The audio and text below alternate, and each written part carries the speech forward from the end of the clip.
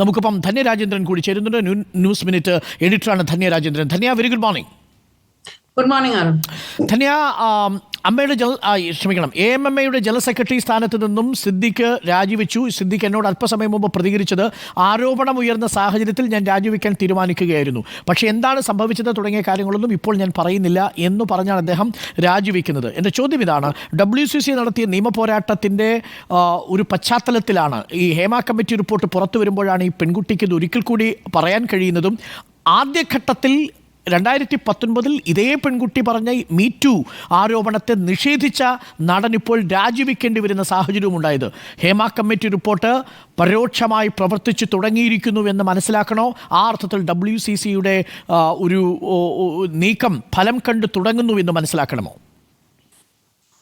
Doctor, ഇത് രണ്ട് കാര്യങ്ങളുണ്ട്. ഒന്ന്, ഈ ആക്ടർ ആദ്യമായിട്ടല്ല ഇത് സംസാരിക്കുന്നത്. ഫേസ്ബുക്കിൽ അവർ പോസ്റ്റ് ഇടുകയും അന്ന് ആക്ച്വലി ഇവരുടെ ആദ്യ ഇന്റർവ്യൂ എടുത്ത് ഞങ്ങളാണ് ന്യൂസ് മിനിറ്റിൽ ഇവരൊരു ഇന്റർവ്യൂ കൊടുക്കുകയും അന്ന് സിദ്ദിഖ് റിയാക്ട് പോലും ചെയ്യാൻ ശ്രമിച്ചില്ല. പിന്നീട് എല്ലാ ചാനലുകളും സ്റ്റോറി കൊടുത്തപ്പോഴും സിദ്ദിഖ് ഇത് തള്ളി പറയുകയാണ് ചെയ്തത്.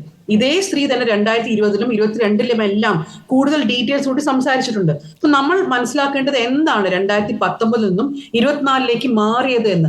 ഇന്നലെ പോലും ഞാൻ പല ഗസ്റ്റുകളും ന്യൂസ് ചാനലിൽ പറഞ്ഞു കേട്ടു, ഇത് പണ്ട് തന്നെ സിദ്ദിഖ് നുണയാണെന്ന് പറഞ്ഞ കഥയല്ലേ എന്നൊക്കെ പറയുന്നത് കേട്ടു.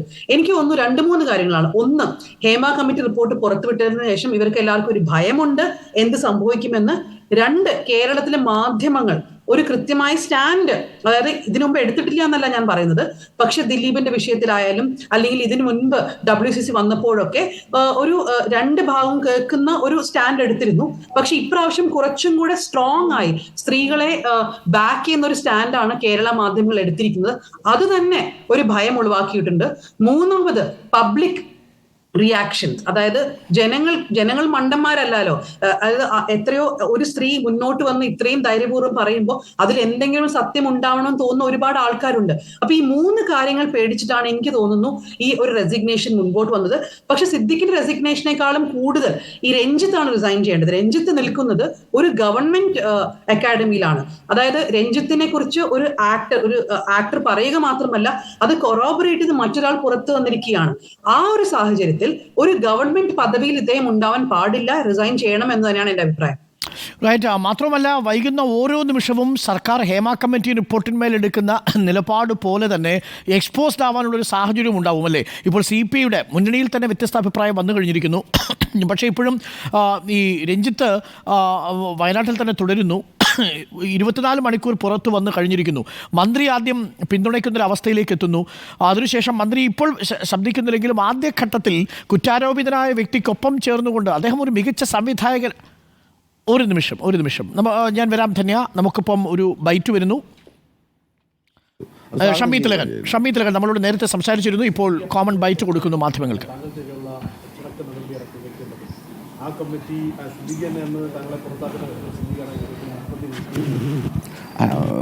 മുമ്പ് നിൽക്കുകയും ചെയ്തത് അദ്ദേഹമാണോ എന്നുള്ളത് എനിക്കറിയില്ല. പക്ഷേ ആ കമ്മിറ്റിയുടെ ചെയർമാൻ അദ്ദേഹമായിരുന്നു. അതിന് അദ്ദേഹത്തിന് അവിടെ ഇരിക്കാനായിട്ട് ആ സമയത്ത് യാതൊരുവിധ ധാർമ്മികപരമായ ഒരു ഇതുമില്ലായിരുന്നു എന്നുള്ളത് സത്യമാണ്. ഞാനത് എഴുതി കൊടുത്തിട്ടുള്ളത് അതും സത്യമാണ്. അത് പക്ഷേ പരിഗണിച്ചില്ല എന്നുള്ളതാണ് സത്യം.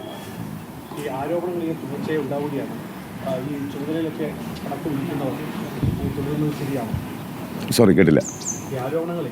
അപ്പം അതാണ് ഈ സർക്കാരിൻ്റെ മുഖമുദ്ര എന്ന് പറയുന്നത്. അത് സമാനമായിട്ടുള്ള എല്ലാ കേസുകളിലും എന്താണോ നിയമം. ഇപ്പോൾ MP രാജേഷ് പ്രതികരിക്കുന്നു. നമുക്ക് MP രാജേഷിന്റെ പ്രതികരണം കൂടി കേട്ടുവരാം. നടപടിയില്ല. അതിൽ വൈകലുണ്ടോ, നിഷേധമുണ്ടോ? ഒരു തരത്തിലും അക്കാര്യത്തിൽ കാലതാമസമില്ല. ഇപ്പോൾ സോഷ്യൽ മീഡിയയിൽ ഒരു പോസ്റ്റോ കമൻറ്റോ ഇടുന്ന വേഗത്തിലോ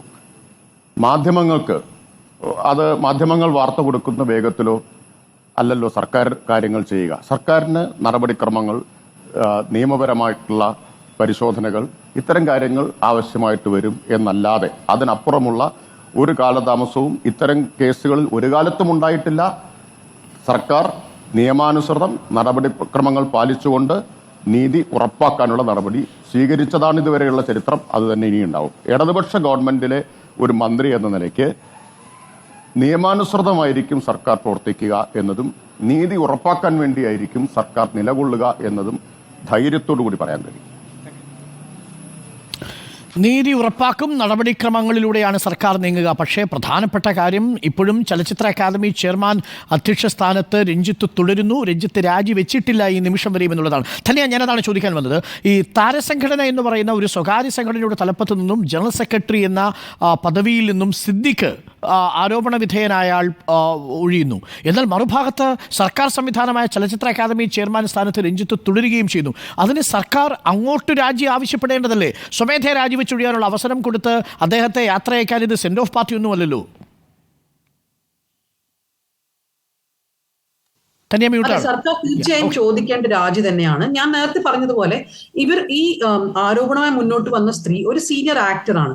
അവർക്ക് ഇവിടുത്തെ പൊളിറ്റിക്സിലോ അല്ലെങ്കിൽ ഇപ്പൊ AMMAയുടെ ഒക്കെ പൊളിറ്റിക്സിലൊന്നും അല്ലെങ്കിൽ ഫെഫ്റ്റയുടെ പൊളിറ്റിക്സിലൊന്നും അവർക്കൊരു പങ്കുമില്ല. അവർ കൃത്യമായി അവരുടെ ആരോപണം മുന്നോട്ട് വെക്കുന്നു. പക്ഷെ അത് അവിടെ അവസാനിക്കുന്നില്ല അല്ലേ? ജോഷി ജോസഫ് എന്ന് പറയുന്ന ഫിലിം മേക്കർ ഒന്ന് കൊറോബറേറ്റ് ചെയ്യാണ്, ഇങ്ങനെ സംഭവിച്ചതായി ഇവർ എന്നോട് പറഞ്ഞു എന്ന്. അത് വർഷങ്ങൾക്ക് മുമ്പ് നടന്നൊരു സംഭവം. അപ്പൊ അങ്ങനെ ഒരു കൊറോബറേറ്റർ ഉണ്ടാവുമ്പോൾ അതിനേക്കാൾ കൂടുതൽ നമുക്കൊന്നും പ്രതീക്ഷിക്കാനില്ല. അപ്പൊ ഫോർ എക്സാമ്പിൾ പൊളിറ്റിക്സിലാണ് ഇങ്ങനെ ഒരു അലിഗേഷൻ പുറത്തു വന്നെങ്കിൽ, ഇപ്പൊ ഒരു ഓപ്പോസിഷൻ പാർട്ടിയിൽ ഒരാൾ ഇങ്ങനെ ചെയ്തുവെങ്കിൽ CPIM ചോദിക്കില്ലേ അദ്ദേഹത്തിന് റെസിഗ്നേഷൻ വേണമെന്ന്? അതിനാണ് നമ്മൾ ചോദിക്കുന്നത്. ഒരു ഗവൺമെന്റ് പോസ്റ്റിൽ ഇരിക്കുന്ന രഞ്ജിത്ത് കണ്ടിന്യൂ ചെയ്യാൻ പാടില്ല, ഒരു റെസിഗ്നേഷൻ ഉണ്ടാകണമെന്ന്. എനിക്ക് തോന്നുന്നു ഇതെല്ലാം ഒരു തുടക്കം മാത്രമാണ്. അതായത് ഞാൻ ഈ AMMAയുടെ പ്രസ് മീറ്റ് കേൾക്കുമായിരുന്നു. അവരെന്തോ ഇത് പണ്ട് സംഭവിച്ച കാര്യങ്ങളെ പോലെ ഇപ്പോഴൊന്നും പ്രശ്നമല്ല, ഇപ്പൊ നമ്മൾ സെക്ഷൽ ഹാരസ്മെന്റ് ഇല്ല, ഇപ്പൊ ടോയ്ലറ്റുകൾ കൊടുക്കുന്നു എന്നൊക്കെ പറഞ്ഞ്. പക്ഷെ ഈ സിദ്ദിഖിന്റെ റെസിഗ്നേഷൻ എല്ലാം എനിക്ക് തോന്നുന്നു മറ്റുള്ള സ്ത്രീകൾക്ക് ധൈര്യമാണ് കൊടുക്കാൻ പോകുന്നത് അവരുടെ കാര്യങ്ങളെ കുറിച്ച് സംസാരിക്കാൻ. മാധ്യമങ്ങളിൽ നമ്മളും മറന്നു പാടാത്ത ഒരു കാര്യം, ഇത് സെക്ഷൽ ഹാരസ്മെന്റിൽ ഒതുങ്ങുന്നൊരു പ്രശ്നമല്ല, ഇത് സ്ട്രക്ചറൽ പ്രശ്നമുള്ള ഒരു ഇൻഡസ്ട്രിയാണ്. ഇപ്പോൾ പോലും ടോയ്ലറ്റുകൾ കൊടുക്കാത്ത എത്രയോ സെറ്റുകൾ ഉണ്ട്, ICകൾ പ്രവർത്തിക്കാത്ത സെറ്റുകൾ ഉണ്ട്, നമ്മൾ മനസ്സിലാക്കണം. ഒരു കാര്യം കൂടി ധന്യ, ഇപ്പോൾ അന്ന് സിദ്ദിഖ് നടത്തിയ പത്രസമ്മേളനം ധന്യ കണ്ടതാണല്ലോ. തൊട്ടപ്പുറത്തിരുന്ന് ജോമോളെ ഉപയോഗിച്ചുകൊണ്ട് എങ്ങനെയാണ് ഈ പൊതുബോധ്യത്തിന് ഈ ഇരകളെ കൂടി ഉപയോഗപ്പെടുത്താൻ കഴിയുക എന്ന വഴക്കം സൃഷ്ടിക്കുന്ന കാഴ്ചയെ നമ്മൾ കണ്ടു. ഒരുപക്ഷെ അടുത്ത കാലത്ത് കണ്ട ഏറ്റവും അശ്ലീലം നിറഞ്ഞ കാഴ്ചകളിൽ ഒന്നായിരുന്നു അത്. ജോമോളെ കൊണ്ട് തന്നെ ഇരയാക്കപ്പെട്ടവർക്കെതിരെ ആരോപണം ഉന്നയിക്കത്തക്ക രീതിയിൽ, അവർ പറഞ്ഞതിലൊന്നും കഴമ്പില്ല എന്ന് പറയത്തക്ക രീതിയിൽ നോർമലൈസ് ചെയ്യാനുള്ള ഒരു സംവിധാനമായിട്ടാണ് സിദ്ദിഖ് അത് ഉപയോഗിച്ചത്. നമ്മളെ അത്ഭുതപ്പെടുത്തിയത് ജോമോൾ വളരെ ദുർബലമായിട്ടാണ് അത് പ്രതിരോധിച്ചത്. അങ്ങനെയാണ് പൊളിഞ്ഞു പോയത്. ജോമോളുടെ സ്ഥാനത്ത് മറ്റേതെങ്കിലും ഒരു കുറച്ചുകൂടി സിദ്ദിഖ് പറഞ്ഞതുപോലെ ലോജിക്കലായിട്ട് താർക്കിക യുക്തി വെച്ച് പറയാൻ പറ്റുന്ന ഒരു പെൺകുട്ടിയാണെങ്കിൽ കുറച്ചുകൂടി പൊതുസമൂഹം സംശയിച്ചേനെ. നോക്കൂ, ഇത് ആദ്യമായിട്ടല്ലല്ലോ. ഒരിക്കൽ KPAC ലളിതയും സിദ്ദിഖും നടത്തിയൊരു പ്രസ് മീറ്റ് നമ്മൾ ആരും മറന്നിട്ടുണ്ടാവില്ല എന്ന് എനിക്ക് തോന്നുന്നു. അതിനുശേഷം ഇത് ജോമോൾ വന്നു എന്ന് മാത്രം. ഇത് ആരെ ഉപയോഗിച്ചാലും, അതായത് ജോമോൾക്ക് സ്വന്തം ഉണ്ടായ അനുഭവമായിരിക്കാം ജോമോൾ പറഞ്ഞിട്ടുണ്ടാവുക. അവരെ ആരും ഹാരസ് ചെയ്തിട്ടില്ല, അവരുടെ ഡോറിൽ ആരും നോക്ക് ചെയ്തിട്ടില്ല. അത് സത്യമല്ല, നമ്മൾ ആരും പറയുന്നില്ല. ചിലപ്പോൾ ജോമോളിന്റെ തന്നെ ഒരു എക്സ്പീരിയൻസ് അതായിരിക്കാം. എനിക്ക് ചിലപ്പോൾ പല എക്സ്പീരിയൻസുകൾ ഇല്ലായിരിക്കാം. അതുകൊണ്ട് എന്റെ ചുറ്റും ആർക്കും ഒരു എക്സ്പീരിയൻസ് ഉണ്ടായിട്ടില്ല, അല്ലെങ്കിൽ അവർക്ക് ആർക്കും ഒരു പ്രശ്നം ഉണ്ടായിട്ടില്ല, അവരെല്ലാവരും തള്ളി പറയുന്നത് അത് ഇന്റേണലൈസിങ് പേട്രിയാർക്കിയാണ്. അത് സ്ത്രീകൾക്കുള്ള പ്രശ്നമാണ്. പേട്രിയാർക്കി എന്ന് പറയുന്നത് ആണുങ്ങൾക്ക് മാത്രമല്ലല്ലോ, അത് ഇന്റേണലൈസ് ഒരുപാട് സ്ത്രീകളുണ്ട്. അത് മാത്രമല്ല, ഇങ്ങനെയുള്ള ഇന്നലെ ഞാൻ മറ്റൊരു ആളുടെ ഇന്റർവ്യൂ കാണാൻ അവർ വീണ്ടും പറയുകയാണ്, ഇത് സ്ത്രീകളുടെ മാത്രം പ്രശ്നമല്ല, പവർ ഗ്രൂപ്പിൽ സ്ത്രീകളും ഉണ്ടാവുമെന്ന്. ഇതിപ്പോ പവർ ഗ്രൂപ്പിൽ സ്ത്രീകൾ ഇല്ല എന്ന് ആരും പറഞ്ഞില്ല. പക്ഷെ നമ്മളിത് വീണ്ടും സ്ത്രീകൾ ഉണ്ടാകും, സ്ത്രീകളും പ്രശ്നക്കാരാണ്. ഇതൊരു ഡൈവേർഷൻ ആണ്. ഇപ്പൊ എനിക്ക് നമ്മൾ മറ്റൊരു കാര്യം, ഇപ്പൊ ഈ മുന്നോട്ട് വന്ന് സംസാരിക്കുന്ന ഒരുപാട് ആൾക്കാരുണ്ട്. ഇപ്പൊ നിങ്ങളുടെ ചാനലുകളിൽ വന്ന് സംസാരിക്കുന്ന ജൂനിയർ ആർട്ടിസ്റ്റുകൾ മുതൽ ആക്ടേഴ്സ് ഒക്കെ ഉണ്ടല്ലോ. ഇവരെ ഡിസ്ക്രെഡിറ്റ് ചെയ്യാനായിട്ടുള്ള ഒരു ക്യാമ്പയിൻ 1-2 ദിവസം കൃത്യമായും തുടങ്ങും. ഇതൊക്കെ വളരെ പവർഫുൾ ആയിട്ടുള്ള സ്ട്രക്ചേഴ്സ് ആണ്, എത്രയോ വർഷങ്ങളായിട്ടുള്ള സ്ട്രക്ചേഴ്സ് ആണ്. ഇവർ ഇങ്ങനെ ഒരു അലിഗേഷന്റെ പേരിൽ റിസൈൻ ചെയ്തു എങ്കിലും, ഇപ്പൊ സിദ്ദിഖ് റിസൈൻ ചെയ്തു എങ്കിലും അത് അതോടെ അവസാനിക്കുമെന്ന് ഞാൻ പ്രതീക്ഷിക്കുന്നതേ ഇല്ല. ഒരു തിരിച്ചടി, ഒരു പുഷ് ബാക്ക് തീർച്ചയായും തുടങ്ങും. ഈ എല്ലാ സ്ത്രീകൾക്കെതിരെയുള്ള വിസ്പർ ക്യാമ്പയിനുകൾ, അല്ലെങ്കിൽ ഈ എല്ലാ സ്ത്രീകളുടെയും മറ്റെന്തെങ്കിലും കാര്യങ്ങളൊക്കെ പുറത്തെടുത്ത് അവർ ഡിസ്ക്രെഡിറ്റ് ചെയ്യാൻ ശ്രമങ്ങൾ തീർച്ചയായിട്ടും നടക്കും. ഇതൊക്കെ തന്നെ നമ്മൾ പ്രതീക്ഷിക്കേണ്ടതാണ്. അപ്പൊ ഒരു ജോമോളല്ല, പല ജോമോളുകളും വരും എന്നുകൂടെ നമ്മൾ പ്രതീക്ഷിക്കേണ്ടതാണ്. Okay, thank you Dhanya Rajendran. നമുക്ക് വൈകുന്നേരം 7 മണിക്ക് കഴിയുമെങ്കിൽ നമുക്ക് ചർച്ചയിൽ കൂടുതൽ വിശദമായി ചർച്ച ചെയ്യണം ഈ വിഷയം. വളരെ സിസ്റ്റമിക് ആയിരിക്കുന്ന ഒരു ഒപ്രഷനെ നമ്മൾ എങ്ങനെയാണ് നേരിടാൻ പോകുന്നത്, ഈ വ്യവസ്ഥ തന്നെയാണ് ഈ പെൺകുട്ടികൾക്ക് കുരുക്കായി തീരാൻ പോകുന്നത് എന്നതാണ് ഏറെ പ്രധാനപ്പെട്ട കാര്യം.